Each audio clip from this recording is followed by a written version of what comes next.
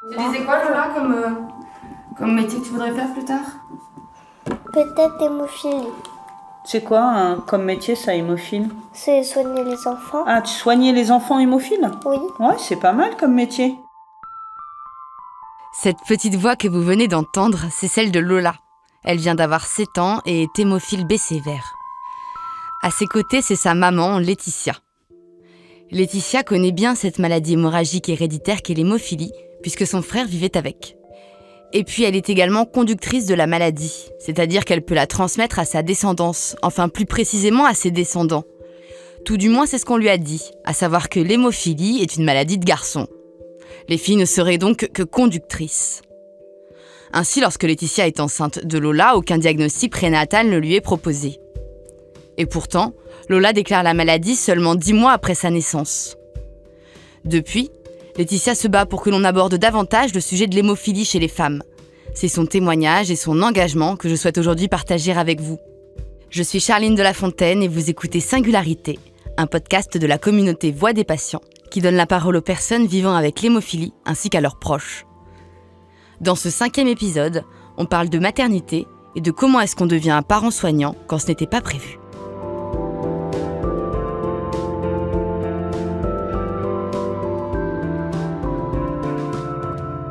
Je rencontre Laetitia chez elle, en région parisienne. D'abord sœur, puis maman d'un enfant hémophile, elle se confie sans détour sur son vécu de la maladie. Je suis née dans les années 80. J'étais la plus grande des 2 enfants. Mon frère est arrivé 6 ans après. Jusque-là, tout allait bien. 7 mois plus tard, mes parents se sont aperçus que mon frère était hémophile. Enfin, ils ont appris que mon frère était hémophile. Suite à une morsure, il s'était mordu la langue. Et en fait, à l'hôpital, ils l'ont recousu, sauf que les fils ne tenaient pas. Il n'y avait aucun antécédent dans notre famille. De proches, on est remonté jusqu'aux arrière-grands-parents, des 2 côtés. Personne ne connaissait cette maladie-là. Mes parents étaient dévastés. Il avait 8 mois, un petit peu moins de 8 mois.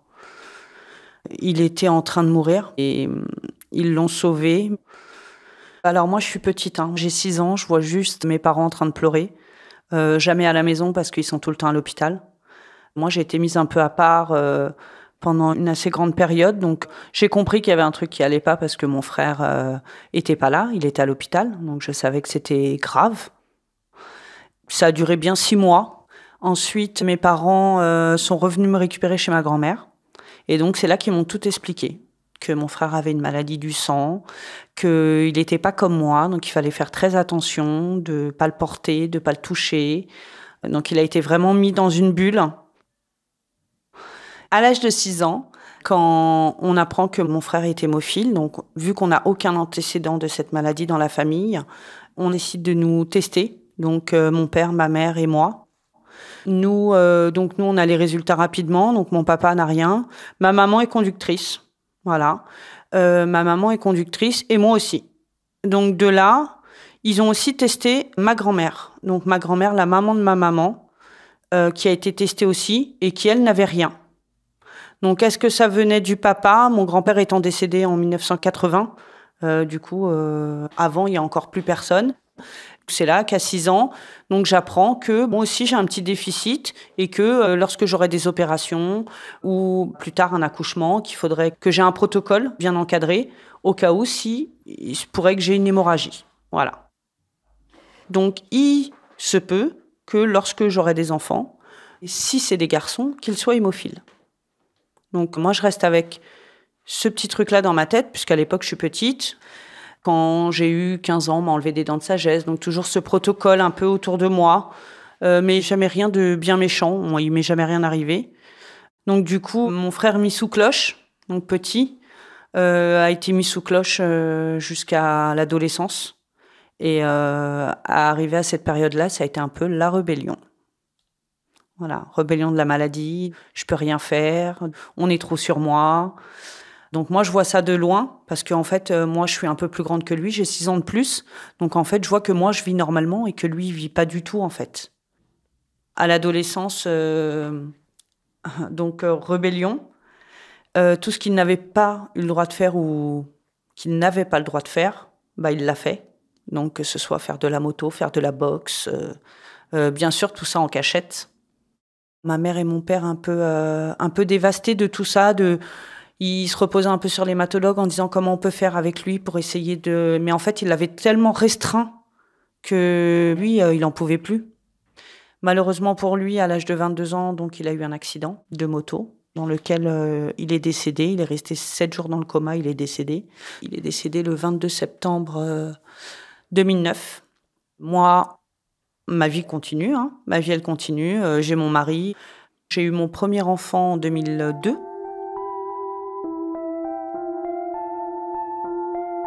En 2002, donc avec mon mari, on décide d'avoir notre premier enfant. À l'époque, j'ai 20 ans. Je vais avoir 21 ans. Donc je tombe enceinte. Il s'avère que c'est un petit garçon. À l'époque, on me dit que c'est une maladie de garçon.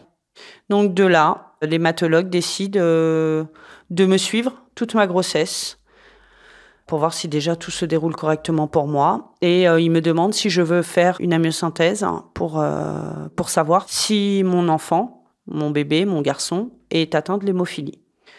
Par choix, je n'ai pas voulu le faire. Pas parce que j'avais peur de la myosynthèse, de la piqûre, non, pas du tout.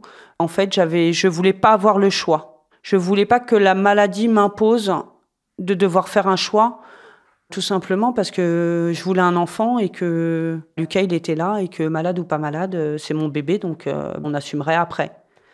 Donc, avec de la chance, Lucas n'avait rien.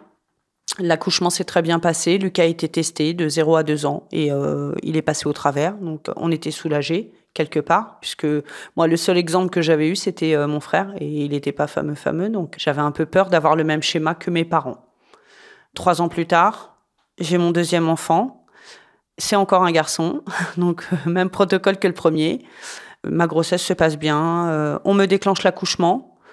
Tout se passe bien, je suis très bien encadrée. Lénie est testée de 0 à 2 ans, pareil, il passe au travers de la maladie. Donc de là, je me dis que j'ai une bonne étoile, quelque part. Parce que cette maladie, elle fait peur quand même. C'est une maladie qui se voit pas, mais qui est tellement présente quand on a un enfant qui l'a. On peut pas vivre un jour sans y penser en fait. Voilà, il n'y a pas un jour où on peut vivre sans penser à cette maladie. Il y a toujours quelque chose qui nous ramène à cette maladie. Donc, avec mon mari, on décide longtemps après d'avoir un 3e enfant. On espère avoir une petite fille, parce qu'après 2 garçons... Et donc, je suis tombée enceinte d'une petite fille en 2013. Donc, de là, mon hématologue me dit « Vous êtes tranquille, pas la peine de se faire tester, puisque Lola est une fille. » Donc très bien, moi ça me va, hein, moins de piqûres tous les mois, moins d'examens, etc. Je vis une super grossesse, un accouchement un peu dur mais très rapide. Et on se pose toujours pas la question en fait de savoir si Lola est malade ou non, vu que c'est une maladie de garçon.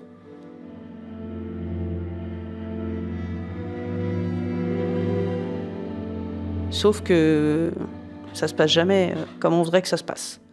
Donc Lola va en nounou. Les jours passent, je tombe sur une nounou très bien, qui s'occupe très bien de Lola. Sauf que les jours passent et que je vois que Lola a des bleus.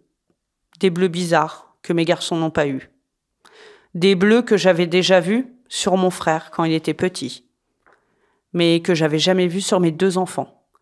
Donc je me pose plein de questions. Je dis à mon mari, il y a un truc qui va pas. Lola, elle a des bleus pas normaux. Elle me faisait des boules de sang sous les bras. La fermeture du siège bébé, par exemple, ça lui faisait des bleus au niveau de la poitrine. Donc, je me posais les questions avec la nounou. Est-ce que ma nounou n'est pas méchante avec ma fille ? Donc, je décide de prendre 2 semaines de vacances d'affilée, d'enlever ma fille de la nourrice. Elle avait 7 mois, Lola. Je l'enlève pendant 2 semaines et je reste avec elle à la maison. Et en fait, je vois que les bleus sont toujours là, en fait. Les bœufs sont là, il y en a des nouveaux qui apparaissent, il y en a qui s'en vont. Je comprends pas trop, je me dis, à part le siège auto, le transat, le lit, un bébé de 7 mois, c'est dans son lit, bon, ça se retourne, mais c'est pas lieu d'avoir des bleus comme ça. Je décide d'aller voir ma pédiatre de ville, qui me reçoit, je lui explique, elle me dit, peut-être que Lola, elle a un problème dans le sang et que du coup, elle marque plus vite qu'un autre enfant.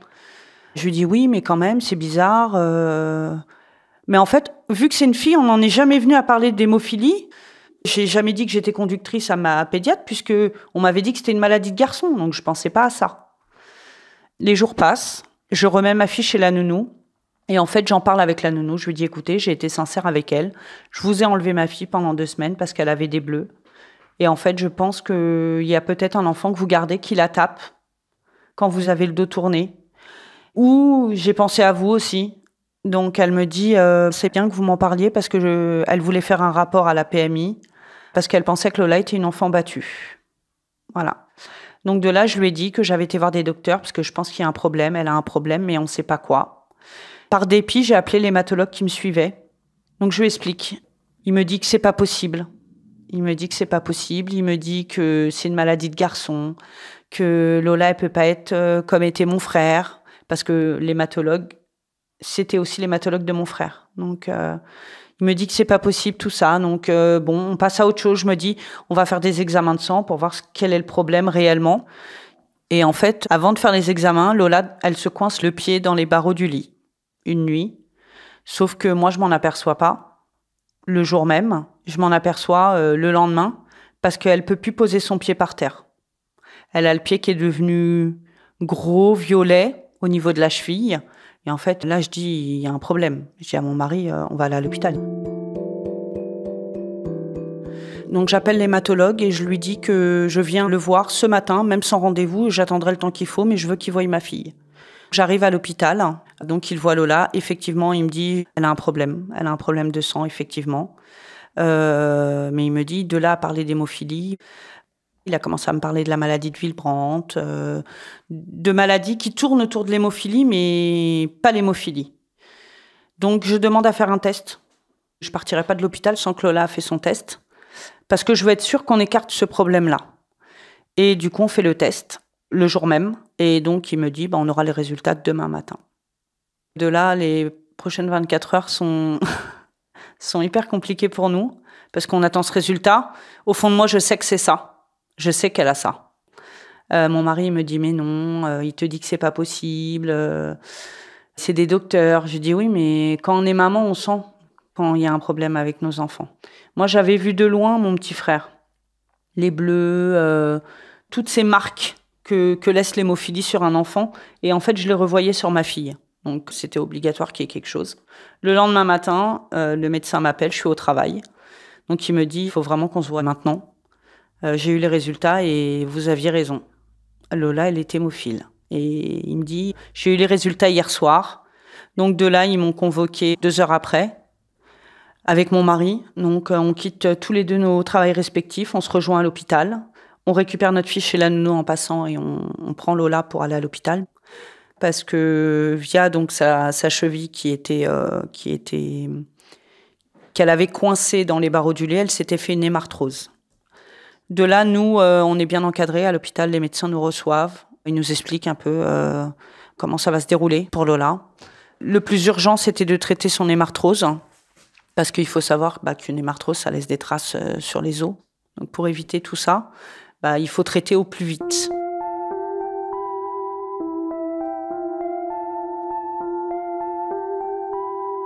Donc nous, on tombe un peu de notre chaise.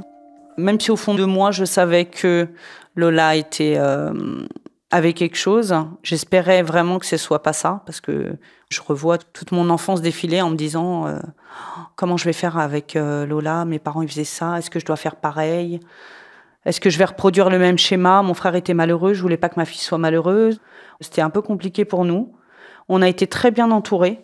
L'hématologue qui suit Lola aujourd'hui, depuis qu'on a appris sa maladie, il connaît notre famille donc depuis 30 ans, puisque c'était l'hématologue de mon frère.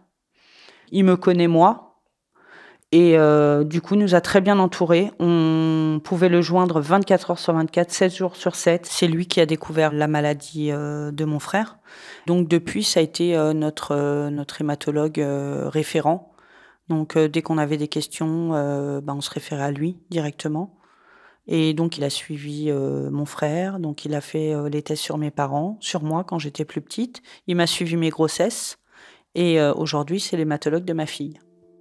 Et le retour à la maison avec Lola dans les bras et tout ce que ce diagnostic implique, comment est-ce que vous le vivez ? Alors j'ai la chance d'avoir un mari qui est très optimiste. Donc, ça m'a permis d'accepter. Parce qu'en fait, il faut savoir qu'un enfant hémophile, je pense que pour tous les enfants hémophiles, c'est comme ça, ou une autre maladie que l'hémophilie, je pense que pour que l'enfant accepte, il faut que ses parents acceptent. Voilà, c'est important que les enfants voient que leurs parents, ils sont là, oui, il y a un problème, mais on agit. Et du coup, eux, ils suivent en fait le move. Je pense que l'acceptation a été un peu plus difficile pour moi, parce que j'avais vécu déjà plus petite le regard de mes parents, donc j'avais peur de schématiser la même chose. Du coup, ça a été un peu compliqué pour moi, parce que je me disais, est-ce qu'il faut que j'arrête de travailler? Est-ce qu'il faut que je reste qu'avec elle? Est-ce qu'on arrête la nounou? Plein de questions, en fait. Plein de questions. J'ai posé une semaine de vacances pour me recentrer un peu sur tout ça et savoir ce que je devais faire, mes priorités. Donc déjà, j'ai fait venir la nourrice à la maison pour en parler. L'assistante maternelle est venue. Je pense que c'est quelqu'un qui aujourd'hui, elle n'aurait pas été là. Ça aurait été beaucoup compliqué pour nous parce qu'elle a été d'un soutien énorme. Il faut savoir qu'elle a continué à garder Lola. Elle, c'est pareil, elle connaissait pas du tout la maladie. Donc en fait, elle s'est fiée à tout ce qu'on lui disait. Donc ça a été une assistante maternelle qui a, par exemple, enlevé tous les meubles de son salon, qui a mis de la mousse sur son sol pour pas que Lola se fasse mal quand elle tombe, parce qu'elle apprenait à marcher, en plus c'était compliqué. Elle faisait que tomber, donc dès qu'elle tombait, on avait peur. Et ça a été une assistante maternelle qui a été là pour nous épauler. Moi, j'ai pu garder mon travail. J'ai pu garder mon travail parce que je pense que psychologiquement, j'en avais besoin de voir un peu autre chose que des blouses blanches et des piqûres, etc. Et en fait, tout simplement, que Lola voie que les parents, la vie, elle continue. La vie, c'est la même, sauf qu'on a un petit grain de sable. Voilà, c'est tout. Donc déjà, je fais un temps plein sur 4 jours pour avoir mes mercredis qui me permettent de m'occuper de Lola, de faire les activités avec elle, etc. Et je fais du travail à distance quand Lola a un problème d'hémarthrose, de piqûres, d'examen. Être maman d'un enfant hémophile, pour moi, parce que je pense que chaque parent voit la maladie différemment. Quand c'est une maladie qu'on connaît ou qu'on ne connaît pas, on réagit plus ou moins différemment. Je pense que ma maman, si elle avait connu cette maladie avant, elle n'aurait pas autant réagi ou surprotégé mon frère. Et du coup, il aurait mieux vécu sa maladie. Pour moi, c'est important que ma fille prenne sa maladie comme une force et pas comme une faiblesse. Voilà. Qu'elle s'en serve pour avancer justement en disant j'ai ce petit truc en moins des autres, mais en fait, je fais pareil que les autres. Voilà, c'est vraiment ce que je veux lui inculquer. C'est pour ça qu'aujourd'hui, Lola, elle fait tout ce qu'elle veut. Malgré qu'elle fasse de la piscine, qu'elle fasse de la danse. Puis elle va à des anniversaires, elle va à l'école en trottinette, elle fait tout. Donc pour moi, c'était vraiment important que ma fille, elle le vive comme ça, sa maladie, parce qu'on lui a jamais caché qu'elle était malade. On lui a toujours dit que oui, c'est vrai, t'es pas comme les autres. Mais justement, le fait de pas être comme les autres, c'est une force. Donc, il faut montrer aux autres enfants que c'est pas parce que tu as une piqûre ou parce que tu es un petit peu plus fragile que les autres que tu peux pas faire comme eux. Et comment est-ce que ça se passe pour Lola quand elle atteint l'âge d'aller à l'école ? Alors, quand Lola est en âge d'aller à l'école, alors là, les portes se ferment. Je sais pas si je suis la seule en tant que maman hémophile, mais là, ça a été un combat de malade. Au départ, je fais une inscription lambda, sans préciser que Lola a un problème. Donc, je l'inscris à la mairie. Puis, l'école m'appelle pour avoir le rendez-vous avec la directrice. Donc, de là, je suis obligée de dire que ma fille est malade, puisqu'elle va être à l'école toute la journée. Ça, c'est ce que je croyais, qu'elle allait être à l'école toute la journée. Donc, je rencontre la directrice de l'école. Donc, le rendez-vous se passe très bien. Et alors, les 10 dernières minutes, quand je dis, par contre, ma fille a un petit problème. Donc, voilà, elle est hémophile. Alors là, on me regarde avec des grands yeux. Tout de suite, le ton a changé. Ils me disent que la structure n'est pas adaptée, qu'ils n'ont pas le moyen humain, que du coup, peut-être que Lola sera sur liste d'attente. Peut-être qu'il n'y aura pas assez de place pour la prendre. Donc, on me fait comprendre, en fait, qu'il n'y a pas de place pour elle. Voilà, on me fait comprendre ça. Elle me dit qu'elle me rappelle pour me dire si elle a une place ou pas. Je dis rien, mais je suis énervée. J'attends sa réponse avec impatience. Donc elle m'appelle, elle me dit écoutez, on aurait une place, mais honnêtement, je vous parle en tant que directrice, ça va être compliqué d'avoir quelqu'un qui va surveiller votre enfant tout le temps, en récréation, à la cantine. Donc je lui dis que moi, Lola, je veux qu'elle vive comme les autres enfants. La seule chose, c'est que je ne veux pas qu'elle fasse montrer sa différence. Voilà. De là, je lui dis qu'on va trouver un arrangement, que si vraiment une journée complète, pour eux, c'est compliqué. Je dis, écoutez, je vais garder ma nounou et elle va faire des demi-journées. Elle ne mangera pas à la cantine, elle mangera chez la nounou. Donc, elle fait 8h30, 11h30. Ça va. Donc, de là, Lola a sa place. Donc, on est obligé de négocier. En fait, tout se négocie. Hein. On dirait que notre enfant a la peste. Tout se négocie. Lorsqu'on a un enfant malade, on met un PAI, donc un projet d'accueil individualisé, en place avec l'école qui stipule, s'il lui arrive quelque chose, le protocole à suivre en cas d'accident ou en cas d'incident. Lola rentre à l'école. Je crois que ça se passe bien.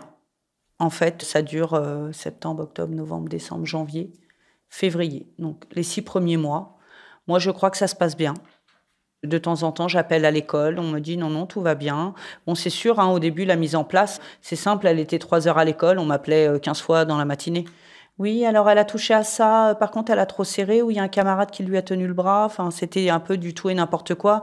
Je peux comprendre, ils découvrent la maladie, on leur dit que en maternelle, les enfants, ça se pousse, etc. Il faut pas qu'on la pousse, il faut pas qu'elle tombe, donc automatiquement, ils font que m'appeler, donc au fur et à mesure... J'ai dit à la maîtresse, vous inquiétez pas, vous allez apprendre. Et puis Lola, elle sait qu'il y a quelque chose, qu'elle est malade. Donc elle sait qu'il faut qu'elle fasse attention. Elle a ses genouillères sous les pantalons. Lola est tout le temps en pantalon pour aller à l'école. Je lui mets des genouillères en dessous ses pantalons pour limiter la casse, parce que je sais qu'elle tombe ou qu'on la pousse.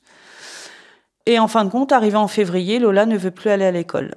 Lola me dit, c'est les vacances de février. Elle me dit, maman, je ne veux plus aller à l'école. La maîtresse, elle n'est pas gentille. Donc, je creuse un peu. Donc, on est en vacances et Lola déjà anticipe qu'à la reprise, elle ne veut pas y aller. Donc, déjà, c'est qu'il y a un souci. Donc, je creuse, je veux savoir pourquoi la maîtresse n'est pas gentille. Et là, elle me dit, parce que je n'ai pas le droit d'aller en récréation.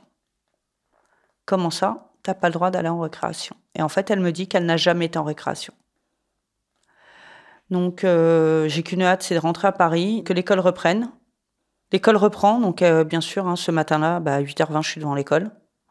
Et j'ai été obligée de lever le ton, menacée de faire appel aux associations des parents, d'aller à la mairie. En aucun cas dans le PAI, c'est indiqué que Lola n'a pas le droit d'aller en récréation. Donc, en fait, elle l'a fait juste par peur qu'elle tombe dans la cour. Elle la mettait dans une classe avec une petite copine.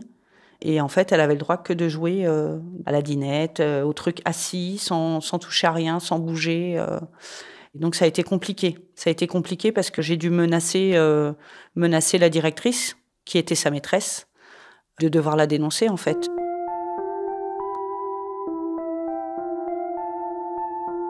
La deuxième année d'école, nickel. Une maîtresse géniale. Lola, elle a très bien vécu sa deuxième année d'école. Puis jusqu'à maintenant, c'est parfait. Aujourd'hui, elle est en CE1, Lola. J'ai eu le rendez-vous avec la maîtresse à la rentrée des classes pour expliquer un petit peu sa pathologie, sachant que déjà la maîtresse de CP avait déjà vu la maîtresse de CE1, lui avait parlé de Lola en lui disant voilà le protocole à suivre, etc. Donc en fait, les maîtresses entre elles se parlent bien. Donc là, la maîtresse, en l'occurrence de CE1, ne connaît pas du tout cette maladie. Donc dès qu'il y a un petit souci, hop, elle va voir la maîtresse de CP, qui elle a eu Lola toute l'année, donc qui sait maintenant gérer les grosses urgences ou les petits bobos. En dehors de l'école, c'est une petite fille qui fait également plein d'activités, sportives notamment. Racontez-nous. Donc l'année dernière, elle a fait du poney, de la piscine. Cette année, Lola fait de la street dance. Voilà, c'est de la danse de rue. Et elle fait toujours de la natation. Parce que je pense que, enfant hémophile ou pas hémophile, la natation, ça muscle tous les muscles du corps. Et elle se dépense bien, donc ça lui fait du bien. Par contre, la street dance, c'était son choix. Elle voulait faire comme les autres petites filles de son âge. Donc, il n'y a pas de raison qu'elle n'en fasse pas. Vous dites que ce que vous aimeriez pour son futur, c'est qu'on aborde davantage le sujet de l'hémophilie chez les femmes ? En fait, on parle toujours de l'hémophilie au masculin. Quand on dit oui, je suis enceinte, mais bon, c'est une petite fille, donc je souffle. Non, on souffle pas. Moi, j'ai eu une petite fille et elle est hémophile. Donc, il faut pas oublier, elles sont peu, mais elles sont là. Donc, il faut en parler pour les filles, parce qu'il n'y a pas que les garçons. Même si elles sont peu, en France, de filles hémophiles, il y en a. C'est sûr que les petits garçons sont beaucoup plus vivaces qu'une petite fille. Mais elles ont d'autres problèmes. Peut-être pas petites, mais à l'adolescence ou en grandissant, elle aura des soucis. Puisque elle va être réglée, elle va perdre du sang. Donc comment ça va se passer ? Pour pas qu'elle fasse d'hémorragie, quand elle va accoucher, comment ça va se passer ? Il y a plein de questions encore à aujourd'hui où je ne peux pas répondre. Mon hématologue non plus, puisque même lui, c'est la seule petite fille qu'il côtoie, qu'il connaît, hémophile. Et en fait, aujourd'hui, c'est pour ça que je disais tout à l'heure qu'on était très bien entourés par rapport à Lola. Vous venez d'écouter le 5e épisode de Singularité, un podcast de Voix des patients, la plateforme d'accompagnement des personnes atteintes de maladies chroniques et de leurs proches. Vous pouvez retrouver l'ensemble des épisodes sur toutes les plateformes de podcast, Apple Podcast, Spotify, Deezer, et pensez à vous abonner pour n'en rater aucun. Singularité est produit par Louis Créative, l'agence de création de contenu de Louis Média, sur une idée originale de l'agence Intuiti pour les laboratoires Roche et Chougaille. Marine Kéméré en a composé la musique, Benoît Daniel l'a réalisé et Olivier Baudin a mixé cet épisode.